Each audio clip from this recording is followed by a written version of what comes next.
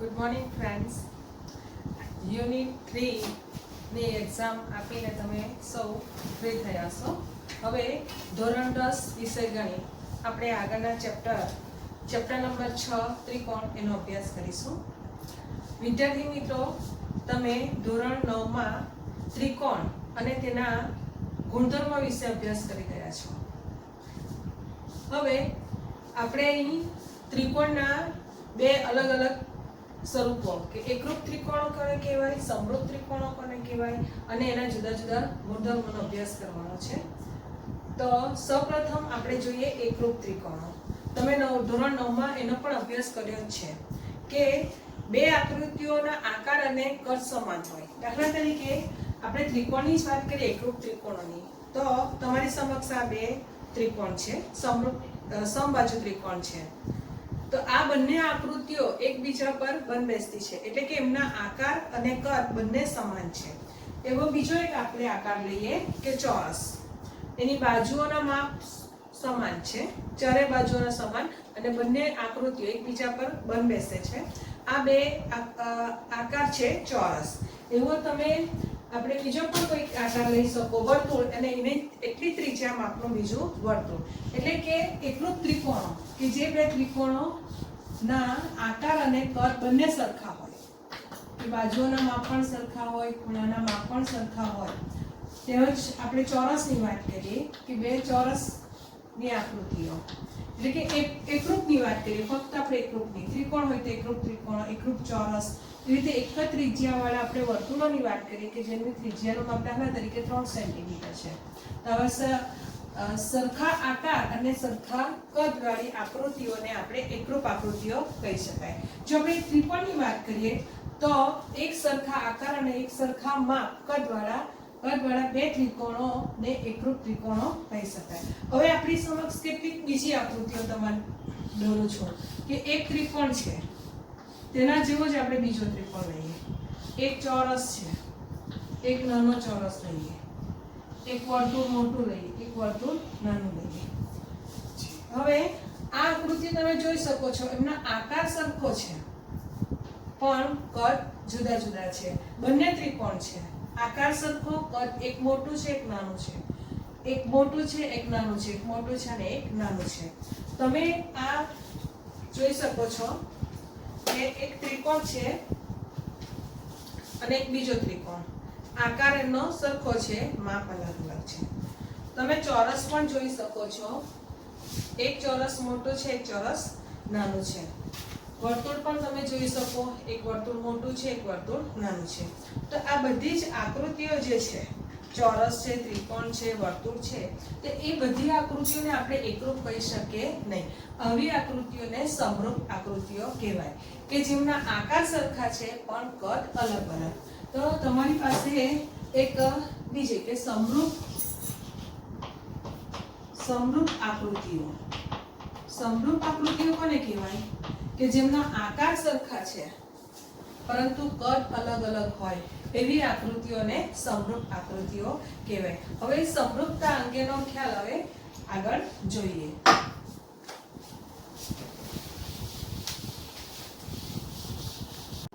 વિદ્યાર્થી મિત્રો, હવે આપણે આગળ જોઈએ પ્રમાણે જ ફરીથી બીજી આકૃતિ જોઈએ કે સમાન ત્રિજ્યાવાળા. હું અહીંયા 3 ત્રિજ્યા લીધી છે, એટલે કે માપ એટલા માટે દર્શાવ્યું છે કે તમને ખબર પડે કે સમાન ત્રિજ્યાવાળા બે વર્તુળો એકરૂપ વર્તુળ કહેવાય. સમાન બાજુવાળા બે ચોરસ એકરૂપ ચોરસ કહેવાય. સમાન બાજુવાળા બે ત્રિકોણો છે, સમબાજુ ત્રિકોણ છે, એ એકરૂપ ત્રિકોણો છે. એટલે કે એના માપ પણ સરખા છે, આકાર પણ સરખા છે. પરંતુ હવે આપણે આ આકૃતિ જોઈએ તો એક વર્તુળ મોટું છે, એક વર્તુળ નાનું છે.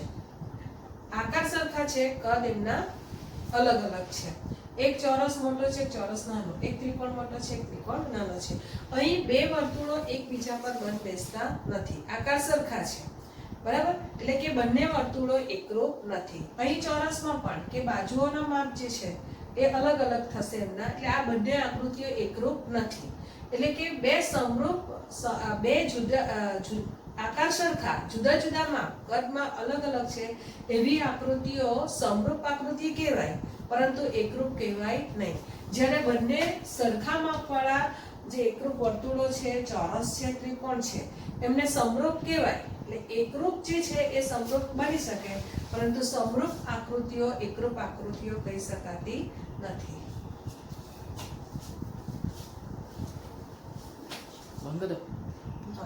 આમ મિત્રો કે બધી એકરૂપ આકૃતિઓ સમરૂપ આકૃતિઓ છે, પરંતુ બધી સમરૂપ આકૃતિઓ એકરૂપ હોય એ જરૂરી નથી. હવે પાઠ્યપુસ્તક પાના નંબર 101 પર જુઓ. ત્યાં તમને લંબચોરસમાં તાજમહેલની 3 જુદી જુદી આકૃતિ આપેલી છે. એક આકૃતિ મોટી છે, એક નાની છે અને એક તેનાથી નાની છે. હવે તમે સમજી ગયા છે કે ત્રણે ત્રણ જે ફોટો છે એક જ વસ્તુ તાજમહેલનો છે, પરંતુ એના માપ, લંબચોરસના જે બાજુઓના માપ છે એ અલગ અલગ છે. આવી બધી જ આકૃતિઓ કેવી કહેવાય છે? સમરૂપ આકૃતિઓ કહેવાય છે. હવે એક વર્ષે એસએસસી બોર્ડમાં પૂછાયેલો કે એક ભારતનો નકશો અને તમારા પાઠ્યપુસ્તકમાં આપેલો ભારતનો નકશો એ કેવી આકૃતિઓ છે? એટલે કે એક ભારતનો નકશો જે તમારા ક્લાસરૂમમાં દિવાલ પર લગાવેલો છે અને એક પાઠ્યપુસ્તકમાં આપેલો ભારતનો નકશો એ કેવી આકૃતિઓ છે? તો સમરૂપ આકૃતિઓ છે.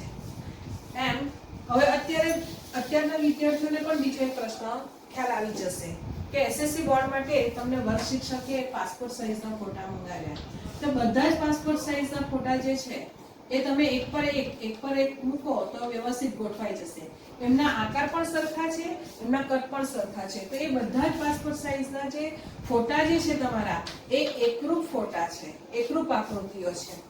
જ્યારે તમે સ્ટુડિયોમાં કોઈક મોટો ફોટો જુઓ અને એ જ ફોટાને તમારે સાઈઝ જરા નાની કરીને આપે, એ જ ફોટાની સાઈઝ નાની કરીને આપે, તો આ બધી જ આકૃતિઓ છે તે એકબીજાને સમરૂપ આકૃતિઓ કહેવાય. આમ બે સમરૂપ આકૃતિઓ એકરૂપ હોઈ શકતી નથી, પરંતુ હંમેશા બે એકરૂપ આકૃતિઓ સમરૂપ આકૃતિઓ કહેવાય. હવે આપણે સમરૂપતાના બીજા નિયમો ભણીશું કે બે સમાન બાજુવાળા બહુકોણના અનુરૂપ ખૂણાઓ સમાન હોય. બે સમાન બાજુવાળા બહુકોણના અનુરૂપ ખૂણાઓ સમાન હોય અને તેની અનુરૂપ બાજુના ગુણોત્તર સમાન હોય તે બહુકોણો સમરૂપ છે. હવે બે બહુકોણોના અનુરૂપ ખૂણાઓ સમાન હોય. એક નિયમ કે બે બહુકોણના બધા જ ખૂણાઓ સમાન હોય. પાઠ્યપુસ્તક પાના નંબર 102 પર આપણે જોઈએ આકૃતિ કે આકૃતિ ABCD આપણને આપેલી છે, ABCD, અને બીજી એક આકૃતિ આપેલી છે PQRS. આમાં આપણે પહેલો નિયમ જોયો કે બે બહુકોણના બધા જ ખૂણાઓ સમાન હોય છે. અહીંયા તમને આપેલું છે 85 70, આનું માપ છે 85, આનું માપ છે 70, આનું માપ છે 105 અને બીજાનું માપ છે 100.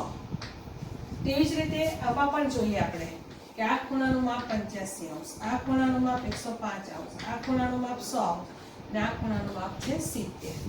બીજું લખેલું છે કે તેની બધી અનુરૂપ બાજુઓનો ગુણોત્તર સમાન હોય. બીજો નિયમ કે તેની બધી અનુરૂપ બાજુઓનો ગુણોત્તર સમાન હોય. પહેલો જે બહુકોણ છે ABCD એની વાત કરીએ તો બાજુઓના માપ છે એના અનુમાપ AB નું માપ 1.5 છે, BC નું માપ છે 2.5 સેમી, CD નું માપ છે 2.4 અને AD નું માપ છે 2.1 સેન્ટીમીટર. PQRS માં PQ નું માપ જોઈએ 3.0, આનું માપ છે QR નું 5.0, આનું આ માપ છે 4.8 સેમી અને આનું માપ છે 4.2 સેમી. હવે આપણે આ નિયમની વાત કરીએ કે જો બહુકોણના બધા જ ખૂણાઓ સમાન હોય, પહેલો નિયમ, તો આપણે જોઈએ કે ખૂણો D ખૂણો S 85 ડિગ્રી. ખૂણો A ની વાત કરીએ 105° ખૂણો P બરાબર 105. ખૂણો B ખૂણો Q 100 અને ખૂણો C ખૂણો R 70. એટલે કે બધા ખૂણાઓ જે છે આ બહુકોણ ચતુષ્કોણ બોલીએ, બહુકોણ બોલીએ A B C D, તો A એકરૂપ છે P, B એકરૂપ છે Q, C એકરૂપ છે R અને D એકરૂપ છે S. હવે બાજુઓનો ગુણોત્તર લઈએ કે AB ભાગ્યા PQ. તમે જુઓ કે AB 1.5 છે, PQ લઈએ 3, 15/30 એટલે કે 1/2. હવે બીજી બાજુ લઈએ BC ના છેદમાં QR. તો BC નું માપ છે 2.5/5, 25/50 એટલે કે 1/2. ત્રીજું લઈએ કે CD ના છેદમાં RS લઈએ કે SR એટલે કે 2.4/4.8, 24/48 1/2 અને AD ના છેદમાં PS એટલે કે 2.1/4.2, 21/42 એટલે કે 1/2. તો તમે જુઓ કે આ બધો જ ગુણોત્તર ના માપ કેવા આવે છે? સરખા. તો આ બે આકૃતિ એ બંને આકૃતિઓ કેવી કહેવાની? સમરૂપ. એકરૂપ તો કહી નહીં શકાય, કારણ કે એકરૂપ માટે તો એના ખૂણાના માપ પણ સરખા અને બાજુઓના માપ પણ સરખા હોવા જરૂરી છે. જ્યારે આપણે સમરૂપતા માટે સમરૂપ આકૃતિઓ માટે અભ્યાસ કરીએ તેના નિયમમાં શું કે બે બહુકોણના બધા જ ખૂણાઓ સમાન હોય. તો ખૂણાઓ સમાન છે અને બાજુઓનો ગુણોત્તર કેવો મળે છે આપણને? સમાનતા. બંને આકૃતિઓ કેવી બની કહેવાય? સમરૂપ આકૃતિઓ. એટલે જ્યારે તમને બોર્ડની અંદર જ્યારે બે આકૃતિઓ આપેલી હોય એક માર્ક માટે અને માપ બાજુના માપ ખૂણાના માપ આપેલા હોય અને પૂછો કે આ બંને ચતુષ્કોણ ખાલી જગ્યા છે, કેવી આકૃતિઓ છે? તો સમરૂપ આકૃતિઓ મળે. હવે આગળના ઉદાહરણનો આપણે અભ્યાસ કરીશું. બીજો છે આકૃતિ 6.6. તેમાં એક ચોરસ અને એક લંબચોરસ આપેલા છે. આકૃતિ 6.6. એક ચોરસનું માપ આપેલું છે અને એક લંબચોરસનું માપ આપેલું છે. ચોરસ છે ABCD અને લંબચોરસ છે PQRS. હવે એના માપ છે 3 અને ચોરસ છે બધી બાજુઓના માપ 3 છે. લંબચોરસમાં સમસામેની બાજુઓના માપ સરખા 3.5 સેમી, 3.5 સેમી, 3 સેમી અને 3 સેમી. હવે આ બે આકૃતિઓ કેવી આકૃતિ છે? ચલો જુઓ. હવે આપણી પાસે બે નિયમ છે કે બંને સમાન બહુકોણોના ખૂણાઓ સમાન હોવા જોઈએ. તો પહેલા નિયમ મુજબ શું થવાનું? ખૂણો A બરાબર ખૂણો P બરાબર બધા જ ખૂણો B બરાબર ખૂણો C બરાબર ખૂણો D = 90. અને બીજી આકૃતિમાં ખૂણો P બરાબર ખૂણો Q બરાબર ખૂણો R બરાબર ખૂણો S એ પણ 90, કારણ કે ચોરસ અને લંબચોરસના બધા ખૂણાઓ કેવા હોય? કાટખૂણા. એટલે ખૂણાઓ તો સમાન જ છે. હવે બાજુઓનો ગુણોત્તર લઈએ આપણે. તો શું થવાનું છે કે AB ભાગ્યા PQ, તો 3/3.5 આવશે પહેલો ગુણોત્તર. હવે બીજો જોઈએ આપણે તો BC ના છેદમાં QR, તો 3/3 આવશે. એટલે કે આનું માપ તો 1 છે પણ આનું માપ તમને ગુણોત્તર 1 કરતા ઓછું મળશે. એટલે કે ગુણોત્તર કેવા મળે છે આપણને? અસમાન. એટલે આ બંને આકૃતિઓ જે છે તે બંને આકૃતિઓ સમરૂપ આકૃતિઓ નથી. ઘણીવાર આપણને એવું થાય કે આકાર સરખા છે અથવા કે બેમાંથી એક નિયમ કે એના ખૂણાઓના માપ સરખા છે એટલે બાજુઓનો ગુણોત્તર સરખો હશે. પણ જ્યારે ખૂણાના માપ સમાન હોય પરંતુ બાજુઓનો ગુણોત્તર સમાન થતો નથી તો આ બંને આકૃતિઓ સમરૂપ આકૃતિઓ નથી. એટલે કે આકૃતિમાં આપણે જોઈએ કે અનુરૂપ ગુણોત્તર સમાન નથી, માટે આપણે જોઈએ કે ચોરસ અને ચતુષ્કોણ જે છે સમરૂપ નથી. હવે આપણે બીજું જોઈએ આકૃતિ નંબર 6.7.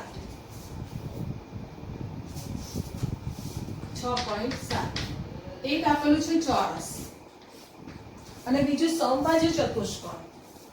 મિત્રો ચોરસને પણ સમબાજુ આપણે ચતુષ્કોણ કહી શકાય, પણ ચોરસના જ્યારે ખૂણાઓ 90 અંશના હોય ના સમબાજુ ચતુષ્કોણ. એનું નામ આપ્યું છે ABCD. એના માપ છે 2.1 સેમી, 2.1 સેમી, 2.1 સેમી, 2.1 સેમી. હવે આ ચતુષ્કોણ છે સમબાજુ ચતુષ્કોણ. એનું નામ છે PQRS. 4.2 semi, 4.2 semi, 4.2 semi, 4.2 semi.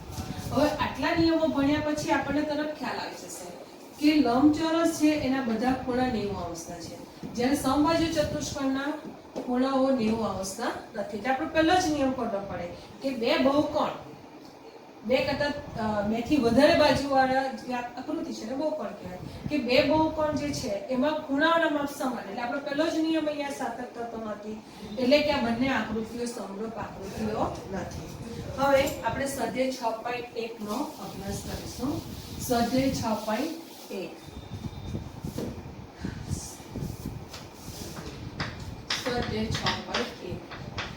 પહેલી આકૃતિ કે બધા વર્તુળો ખાલી જગ્યા છે. બધા વર્તુળો ખાલી જગ્યા છે. હાઉસમાં આપેલું છે એકરૂપ અને સમરૂપ. એકરૂપ અને સમરૂપ. ચાલો જો અહીં બધા વર્તુળો ખાલી જગ્યા છે, એટલે તમે કોઈ પણ વર્તુળો વિશે કલ્પના કરી શકો. અહીં તમને સ્પષ્ટતા કરી હોય કે સમાન ત્રિજ્યાવાળા વર્તુળો ખાલી જગ્યા છે. અહીં આપણે સમાન ત્રિજ્યાવાળા કોઈ વર્તુળનો ઉલ્લેખ કર્યો નથી. બધા વર્તુળો કોઈ પણ ત્રિજ્યા લઈ શકે. તો આ બધી જ આકૃતિને આપણને ખબર છે આકાર સમાન છે, સમરૂપ છે. એટલે જવાબ આવશે આપણો બધા ત્રિકોણ, બધા વર્તુળો સમરૂપ છે. બીજી આપણી બધા ચોરસો ખાલી જગ્યા છે. એના જેવો બધા ચોરસો ખાલી જગ્યા છે. આપેલું છે સમરૂપ અને એકરૂપ. અહીં આપણે એવું કોઈ સ્પષ્ટતા છે જ નહીં કે બધી બાજુઓ જેની સમાન હોય એવા કોઈ ચોરસનો ઉલ્લેખ કર્યો નથી. બધા ચોરસો કોઈ પણ બાજુના માપવાળા, 1 સેમીના, 2 સેમીના, 8 સેમીના, તમે કોઈ પણ સેમીના ચોરસો દોરો તો આ બધી જ આકૃતિઓ કેવી આવે છે? સમરૂપ. એટલે જ્યાં સુધી તમને બાજુઓના માપ સ્પષ્ટ ન કર્યા હોય, ત્રિજ્યા વર્તુળ કે ત્રિજ્યા સ્પષ્ટ ન કરી હોય એવી આકૃતિઓ સમરૂપ આકૃતિઓ છે. બધા ખાલી જગ્યા ત્રિકોણો સમરૂપ છે. ત્રીજો, બધા ખાલી જગ્યા ત્રિકોણો સમરૂપ છે. અહીંયા આપેલું છે સમદ્વિબાજુ અને સમબાજુ. સમદ્વિબાજુ અને સમબાજુ. હવે કયા ત્રિકોણ? હવે સમદ્વિબાજુ ત્રિકોણ જે છે તો બધા સમદ્વિબાજુ જે છે તેમાં બે બાજુનો માપ સરખા, ત્રીજી બાજુનો અલગ. જ્યારે સમબાજુ ત્રિકોણ આપણે સમરૂપ છે, એટલે સમબાજુ ત્રિકોણ તમે કોઈ પણ માપના લઈ શકો જેના 3 માપ સરખા હોય. તો આવી જે આકૃતિ જે છે જેના 3 બાજુઓના માપ સરખા છે એવા સમરૂપ ત્રિકોણો છે, તો એ આકૃતિઓ કેવી બનશે? સમરૂપ. એટલે કે સમબાજુ ત્રિકોણો જે છે, સમબાજુ ત્રિકોણો એ જ કેવી બનશે? સમરૂપ. જ્યારે સમદ્વિબાજુમાં તમે કોઈ બધાના માપ અલગ અલગ આવશે, ત્રીજી બાજુના માપ અલગ આવશે, એટલે સમદ્વિબાજુ ત્રિકોણની જે આકૃતિ છે એ સમરૂપ થશે નહીં. એટલે સમબાજુ ત્રિકોણ છે એ સમરૂપ છે. ચોથું, જો બે બહુકોણના અનુરૂપ ખૂણાઓ, આપણે ત્રીજો નિયમ ભણી જ ગયા છે એમાં, કે જો બે બહુકોણના ખૂણાઓ ખાલી જગ્યા હોય, આપણે જોઈ ગયા કે ખૂણાઓ કેવા હોય? સમાન. અને તેની અનુરૂપ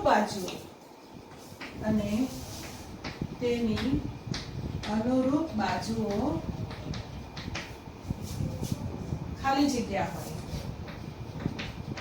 તો સમાન સંખ્યાની બાજુવાળા બે બહુકોણો, તો સમાન સંખ્યાની બાજુવાળા બે બહુકોણો સમરૂપ છે. આ વસ્તુ યાદ રાખવાની આપણે, સમરૂપ છે. એટલે સમરૂપ ત્રિકોણ ક્યારે હોય? બે જે બહુકોણના ખૂણાઓ કેવા હોય? સમાન. ચતુષ્કોણ હોય કે ત્રિકોણ હોય, તેની અનુરૂપ બાજુઓ સમપ્રમાણમાં હોય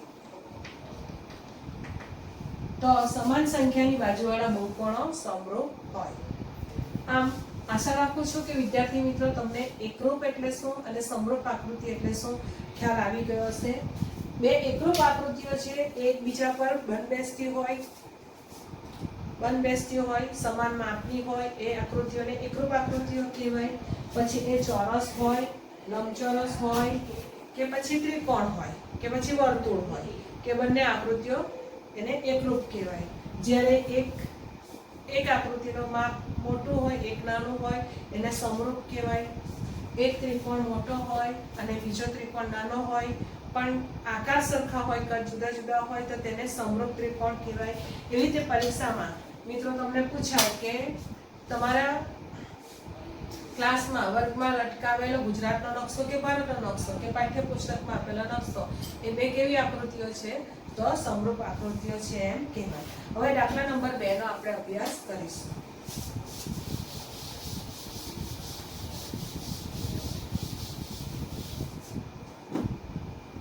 દાખલા નંબર 2. નીચેની જોડીના બે જુદા જુદા દાખલા સમરૂપ આકૃતિઓ. એક સમરૂપ આકૃતિઓ. કોઈ પણ તમે આકૃતિનું ઉદાહરણ નોંધી શકો છો. એક ચોરસ મોટો, એક ચોરસ નાનો, એક ત્રિકોણ મોટો અને એક ત્રિકોણ નાનો. આ શું થઈ ગયું? તમારે સમરૂપ આકૃતિઓ. બીજું, સમરૂપ ન હોય એવી આકૃતિઓ. સમરૂપ ન હોય તેવી આકૃતિઓ. મિત્રો આપણે એક ત્રિકોણ લઈએ, માની લીધું કે આ સમબાજુ ત્રિકોણ છે અને બીજો લઈએ કાટકોણ ત્રિકોણ. તો બંને આકૃતિઓ સમરૂપ આકૃતિઓ નથી, કારણ કે ખૂણાઓના માપ સમાન હોય ને બાજુનો ગુણોત્તર સરખો હોય તો બે આકૃતિઓ સમાન થાય. સમરૂપ ન હોય એવી આકૃતિઓ. એક ચોરસ લઈએ, બીજું લંબચોરસ લઈએ, તો બંને આકૃતિઓ કેવી થવાની છે? સમરૂપ નથી. સમજ પડી ગઈ? ચાલો આગળ જોઈએ. દાખલા નંબર 3.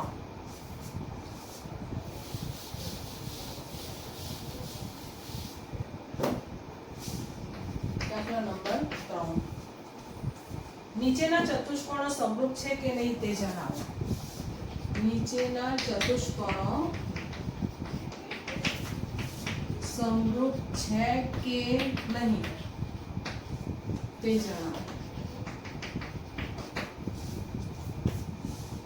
બે ત્રિકોણ આપેલા છે, એક સમબાજુ ચતુષ્કોણ છે અને એક લંબચોરસ છે. નામ આપ્યું છે PQRS. 1.5 semi, 1.5 semi, 1.5 semi, 1.5 semi. અને બીજો ABCD છે એ ચોરસ છે.